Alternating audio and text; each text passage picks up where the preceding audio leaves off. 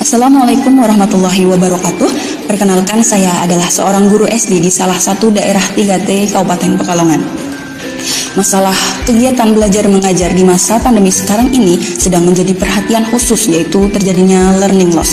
Apa itu learning loss? Learning loss adalah situasi di mana peserta didik kehilangan pengetahuan dan keterampilannya, khususnya dalam hal akademis. Learning loss sendiri sebenarnya bisa kita minimalisir, yaitu dengan cara guru bisa merubah atau memperbaiki dulu mindsetnya atau pemikirannya.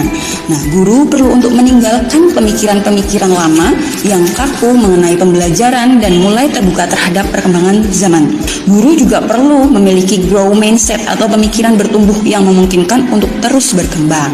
Nah, pada akhirnya mengubah learning loss menjadi sesuatu pembelajaran yang menyenangkan atau learning gain bukanlah sesuatu yang tidak mungkin, asalkan ada usaha yang dilakukan dalam mengubah metode pembelajaran.